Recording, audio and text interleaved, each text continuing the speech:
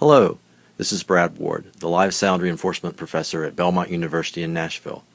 In my Advanced Sound Reinforcement class, students are responsible for planning and delivering the sound for each of Belmont's showcases throughout the year.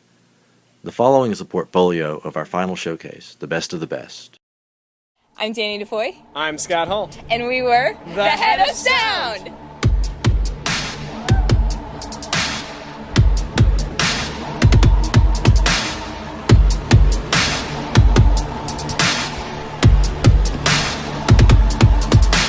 Every night feels more surreal when I take the back route. Unexpected soundtracks to scut taps in the background. This fast to pass out. I see talk with close rep. Record player escapes the scuffle of my footsteps. Resurrecting the hits, images and shards. Wildcat kitten visions drop from 20 yards. Gold screens and emails read without the details. Eyes plunging deeper than the My main job as Head of Sound was being the primary contact in between the sound rental company, Claire, and Belmont. We decided to use the Claire i3 system with 14 boxes per side and 12 Claire BT218 subs. The i3 boxes have 140 degrees horizontal coverage as well as 10 degree vertical coverage and adjustable 0 to 10 degrees intervals when suspended. The amps were managed using lake processing. This is a digital form of communication between equipment, but we also set it up to be analog redundant just in case. Aside from the PA, I put in all the orders and coordinated the audio crew concerning consoles, microphones, and wireless equipment. This is a master stage drawing that I did depicting where all the audio ended up on stage, as well as extra information from the production manager considering pyro lines and lighting. Just to come on by, and if there was anything that she could do, well, up on Cripple Creek, she sends me if I spring a leak. She bends me, I don't have to speak. She defends me a thunderous stream if I ever did see one.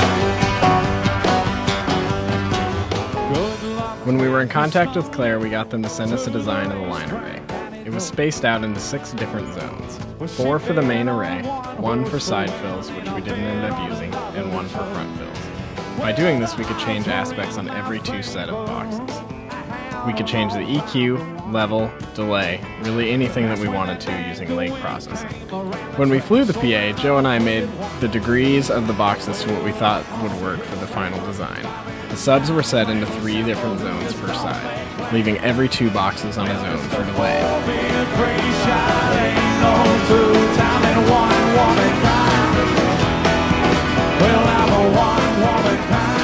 There were 5 stage boxes, each that had 14 inputs. 1 on the drum riser, 1 under the stage for amplifiers, 1 downstage for the ASCAP riders and Judah's random instruments, 1 on stage left, and 1 on stage right. Patching was a nightmare. The split didn't have enough inputs to accommodate all of the inputs for the entire show. We had to decide what we wanted to put in and where we wanted to put it, and what we were going to have to change throughout the show.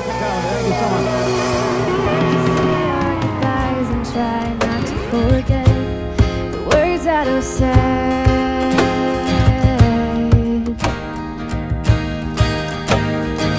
So we start to sway and suddenly I'm so afraid. I'm scared to feel like this and I'm scared to take this risk. It can't be guaranteed, don't make a promise you can't keep.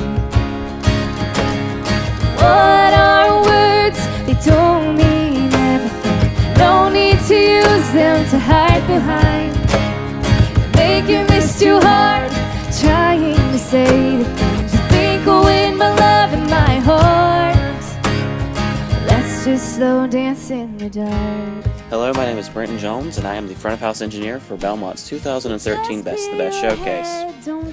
For the show, we had 4 main bands with anywhere from 18 to 31 inputs, 4 writers' night groups with 7 inputs, a special guest artist with 6 inputs, and a DJ with 4 inputs. The whole input list was 54 inputs total. For console, we used the new Yamaha CL5. It was a good console with some really great features.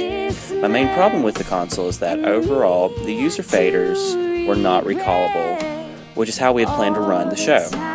This ended up being a major problem for us. When it came to tuning the PA, we decided to use more of a traditional style of tuning by playing music that we knew and walking around the room and listening, instead of heavily relying on smart.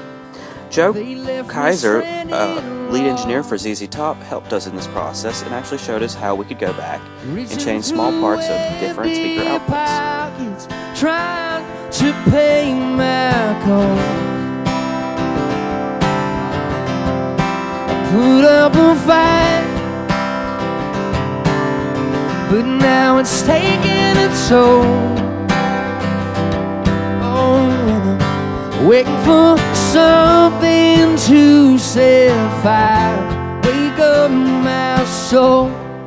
All the people are trapped on freeways. My name is Cameron Defer, and I was the stage manager for the Best of the Best Showcase 2013. When it came to the stage setup, we had a lot of room to work with. The drums stayed on their riser, which was located upstage center, and the horns also stayed in one spot, which was upstage right. With these two instruments staying put, we had a lot of freedom to place other instruments on the stage wherever the musician wanted. The 5-minute set changes between bands proved to be very difficult. It took every stagehand working quickly to ensure that the stage was correctly set in the proper amount of time. The biggest set change occurred for Judah and the Lion. Judah and the Lion had several custom set pieces that they wanted to be placed on the stage. We were able to gather extra stagehands to help us bring these pieces on and off. In addition to the extra set pieces, Judah and the Lion had 6 extra pieces of auxiliary percussion that they used for one song. Due to the large size of the stage, we were able to keep all mics on stage and patched throughout the whole show. This enabled us to quickly get everything set in place. In all, everything went smoothly and the entire stage management team did a great job. And when I'm in a crowded room, I search for words that I can use before I say your name. And you are all I talk about when conversations in a drought. I know you do the same.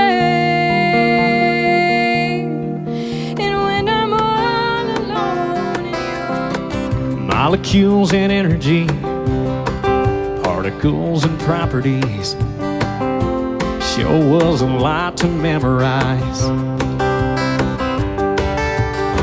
But I never let it get to me, 'cause I learned more about chemistry when I looked into your eyes. Hey, Miss Dixon, it was hard to listen through the pounding in my chest. Sweet Tennessee, find me in your hill and in your stream. My name is Luke Johnson, and I was the monitor engineer for Belmont's Best of the Best Showcase 2013. For our console, we decided to use the Digico D5, which is very compatible for monitors because it's large work surface and it sends on faders capabilities. It can hold up to 224 inputs as well as 224 outputs with the right cards. Its control surface consists of 3 input sections, each with their own dedicated touchscreen, 8 fader pack, and 6 individually selectable bank switches, allowing multiple user operations.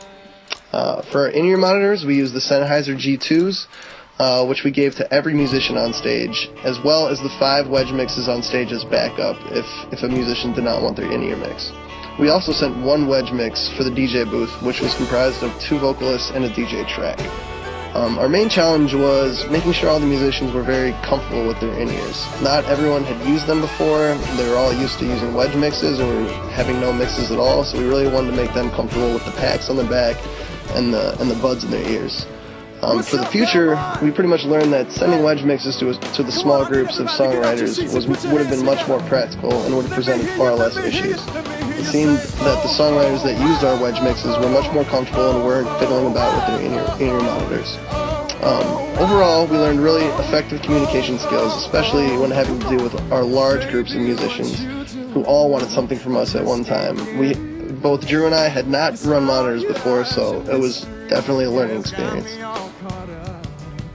I'm Tisha, and I was the RF tech for Best of the Best 2K13. For wireless mics, we used 8 channels of the Sennheiser SKM 5000 series, with the E935 heads. For instrument packs, we used Shure ULXD, and for in-ear monitors, we used the Sennheiser G2s. The Sennheiser handhelds and Shure instrument packs were being received through 2 paddle antennas. The signal for the G2s was transmitted using a helical antenna. We had 6 channels of ULXD because we wanted all of the acoustic instruments to be wireless. It worked out for us to have just enough channels. Judah and the Lion, in particular, used all of the wireless instrument channels during their set. We had 8 channels of the G2 in-ear monitor mixes, which worked out great and left us with an extra channel just in case. On top of the wireless for audio, we used a wireless Telex comm system, the Telex BTR. It had 2 channels and was very convenient for the production staff, especially for the stage manager and for the production manager who called the show.